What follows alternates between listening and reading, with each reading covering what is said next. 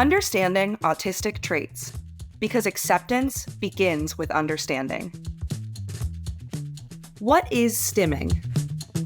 For people with autism, often it's a way to self-soothe or to reduce anxiety.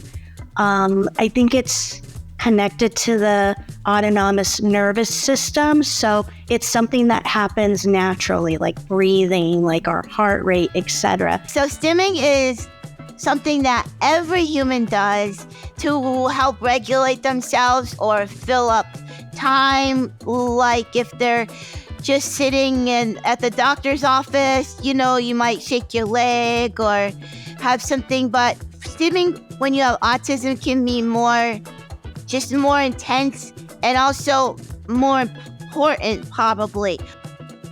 Do you have any favorite stims?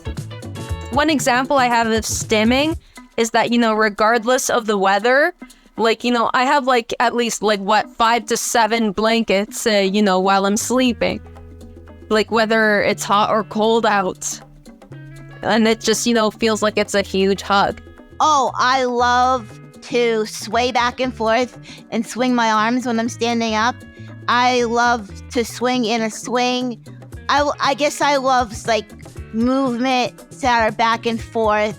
And I flick my fingers and my hands a lot. It's not really a favorite stim, but it's just something I have to do. What is echolalia?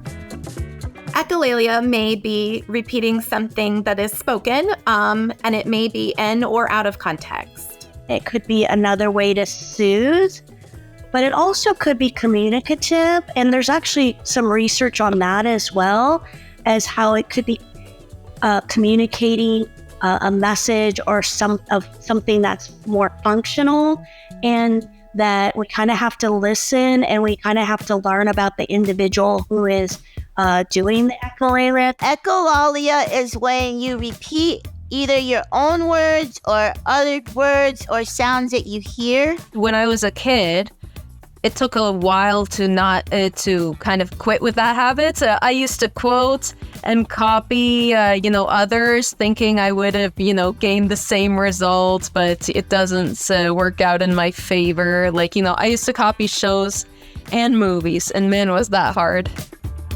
What is a special interest? So special interests in autism are pretty common. A special interest is a love that you become an expert in. Okay, so special interest is any subject, or it can be facts, it can be collecting, it can be an art form, something that you are very fixated on, that is part of a very important part of your life. And a special interest actually helps you to stay calm, I feel like. Do you have any special interests?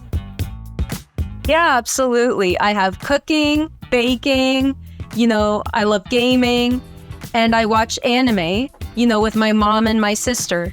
My special interest is about travel, because I like to travel across the world and I like to learn about geography for all different parts of the world. And then I like money management because I can learn how to save up a lot of money for my trips and something else.